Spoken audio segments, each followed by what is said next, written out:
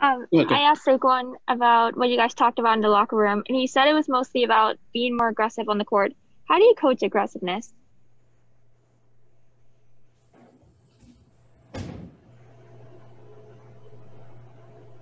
I'm working on it. I think we've had some really good stretches of practice this fall. I thought we've had some really good stretches in games. I think, unfortunately, finding aggressiveness in the midst of maybe not success on the court is our issue. I think we have the ability to be aggressive. I think we've shown it at different times, but we haven't been able to show it when another team's on a run or when the ball's not going in the hoop or whatever kind of those things add up. That's just something that, unfortunately, we just haven't been able to quite get going yet. So we've just got to keep chipping away and hope at some point we can build up our mental toughness to play through bad stretches. Coach, how tough is it for the team as far as how are they doing? You know, you already got all this stuff going on, and then you got to travel to find a place to play, to practice, and then the season's not going very well. Yes, it's a challenge for us. We've got to just keep trying to find solutions as best we can. And it's frustrating. And I get the scores. I get the losses. There's no quick solution to this. It's 4 freshmen. It's the toughest schedule we've ever had here. There's a lot of just things against them. And we've got to find a way to keep working through it, keep trying to be the best we can be. I don't have the magic recipe to make this all feel better to everybody. There's nothing like that. So we've just got to keep working and keep working through the situation as troubling as that may be. Javonte Johnson was known as a shooter in high school, and he hit 2 of those 3-pointers during that 10-0 run in the first half. Do you think later on in the season we might see him attempt more shots? Because today he only attempted 4 in total. Yeah, I feel bad for our freshmen in particular. You know, they're getting compared to all their peers around the country, and you know, they start to feel like, well, they haven't done as well as they should have, and things like that. And just like our team maybe is getting judged in a certain way, these poor kids evaluate themselves in certain ways. And we had articles out about Javonte and all the things he was supposed to be, but the poor kid didn't have an off season, and the poor kid didn't have a preseason. So now he's going out there with all these expectations. And I feel for him. So I'm hopeful that as this season goes on, that these freshmen will be what we all want them to be, because I think they're all very talented kids. They just didn't really quite get the same experience that the players they're getting compared to right now got. So they're fighting that as well, the frustration of that. Obviously, as a team, it's frustrating, but that individual part as well. So I've always felt great about Javonte. I think he's a very talented young player with a bright future. And hopefully today is a little bit of a start of him being able to make some shots and opening up the game for himself. Paul, to follow that up, you're giving your freshmen a lot of run and stuff like that, but as far as expectations go and stuff like that, I'm curious who you feel they're being compared to. I don't know who they're being compared to that you feel is too much pressure for them. Are they being compared to people? I think in their own minds, they all do. I think, you know, every freshman anywhere on our team, when they write down goals, they want to be the Mountain West Conference newcomer of the year. You know, I think in their own minds, they played against kids in high school. They played against kids in AAU. They looked at where each other was going, and they keep score a little bit. So, and when you come in with expectations like some of these guys, sorry. Okay. Is that me? I didn't press anything. We got you again.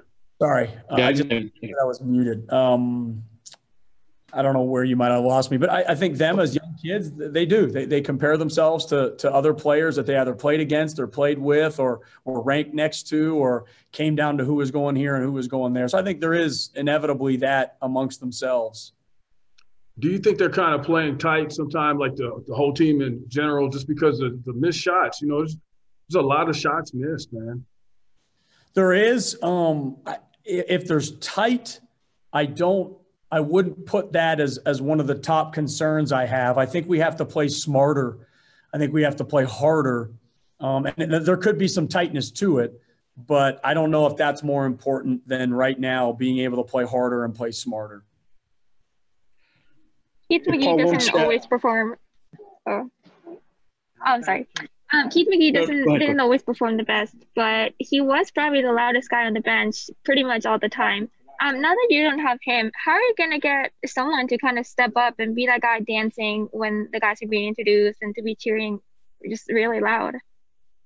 Yeah, I thought E-Man did a great job today, at least bringing it on the court. He came in with terrific energy. I told the guys at halftime, he was in the plus. He was +6 for the game. Every time he came in, he just had good energy and good pop to him. So I think, to me, it starts on the court. But you're right. We need it off the court as well. And that takes maturity, that maybe my game isn't going great or the game for us isn't going great, but I'm still going to be positive. I'm still going to be enthusiastic and cheer on my teammates and make people feel better about themselves. So it's a growth process for all of us. And hopefully we'll have people kind of step into that role. We have time for about one, maybe two. Okay, I don't know if the connection's on my end or not, but I haven't heard like half of the presser, unfortunately. So if you've covered this, I apologize, but you right now are on a streak. The Lobos, not you personally, obviously, are on a streak where your point guard position is 1 for 31 shooting in the last 6 games, and that includes 0 for 14 on 2-pointers. Obviously, strategy-wise, I don't know that there's anything wrong with that. It seems like they're getting good shots, aren't they? Like, I know this is sort of an anomaly. Like, starting point guards don't do that, but I don't know how you can get an offense going when your starting point guard is 1 for 31 over 6 games. Yeah, and we've at least got good backup point guard play, I felt, over the course of the year. Our starting point guard margin, we were giving up a lot, but our backup point guards were able to come in and at least solidify some minutes. So when you look overall at the 40 minutes, like, okay, maybe their starting point guard outplayed ours, but our backup point guard outplayed theirs. Let's just kind of keep working on it. The issue tonight was the starting and the backup point guard, Nick Blake, came in and outplayed us too. So when you're kind of getting beat both spots, it is a lot to come back from. And we've got to find a way to either start to give other players some opportunities in there or just put them in some different positions, because it is a lot to just kind of spot someone on the outset. And we've got to keep working. So it's a point that we're working on, and hopefully as this progresses, we'll keep chipping away to where we're getting the best 40 minutes out of that position that we can. We can do one more question, but before you say that, I just want everyone to know that I have a clean recording, so I will be sending the recording out to you guys. How bad is Emmanuel Quad's shirt? He took a hard screen, man. Yeah, I don't know. When I went there, he was obviously really shaken up, and he had some neck pain, but the doctors answer that stuff. He's with a doctor now, I believe, so I don't know what that's going to mean. We'll follow their direction on that as far as when and if he'll be able to return. So he seemed okay. I saw him after the game and talked to him a little bit on the bench in the second half. So I'm glad that he's okay, and hopefully he'll have a speedy recovery for us, because we need him. His effort tonight was terrific.